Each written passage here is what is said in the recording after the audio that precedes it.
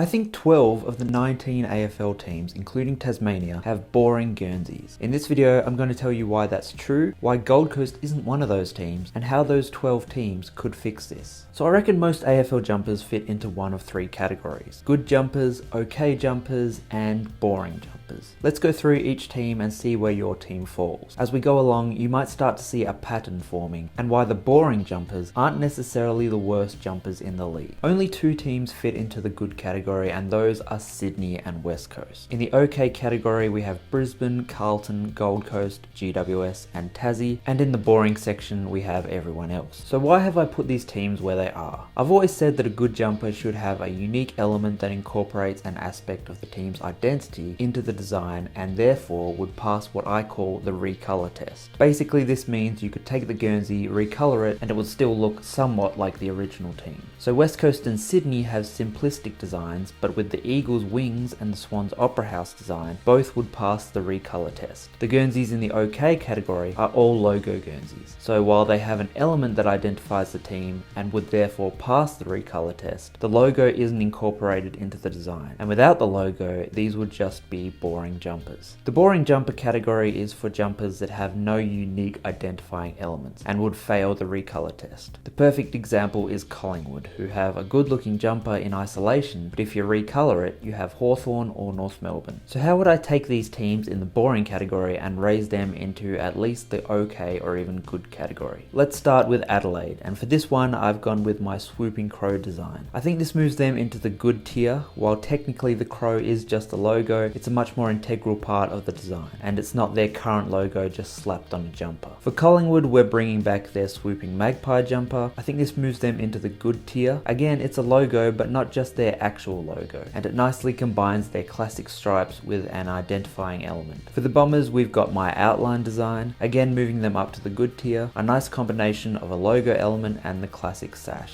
Freo are one of a few teams that actually used to have a good jumper, but their move to the chevrons dropped them down to the boring tier. If they were to go back to the anchor, they would move back to the good tier, and just like West Coast and Sydney, it's a perfect minimalist design that incorporates the identity into the jumper without any logos. For the Cats, we've got my big cat design, one of my favourite designs and a cool look that moves them into the good tier. For Hawthorn, we've got the Hawks Retro Hawk Guernsey, which I think is easily their best jumper. Onto the Ds, and another simple switch, this time to the Flaming Demon Guernsey. Probably only puts them up to the okay tier, but it's a great design, and let's be honest, it's a pretty fine line between an okay jumper and the bottom end of good. For North, it's another look to the past with the Bounding Roo jumper. Again, a lot better than the basic stripes and a design that moves them into the good tier. For Port, usually I'd go with their original away jumper. That's a nice blend of a unique lightning bolt design with the sleek black look that made the V jumper a nice change. For the Tigers, I actually really like their old pre-season jumper. While you could maybe come up with a new design that would look even better, I think this one is underrated and really unique. Another switch to an old jumper for the Saints. The Crusader Guernsey is an obvious choice that moves them up to the good tier. For the Dogs, I've got a soft spot for the Robo Dog Guernsey, probably an okay tier Guernsey, but still better than just the basic hoops. So this is how the final tier ranking looks. No teams left in the boring category, a few changes for Gold Coast, GWS, and Tassie moves them from okay to good, and I reckon you could even add a new great tier and move up Sydney, Freo, Port, St Kilda, Richmond, and Hawthorn. Let me know how you'd rank the Guernseys in the comments, and I'll see you next time.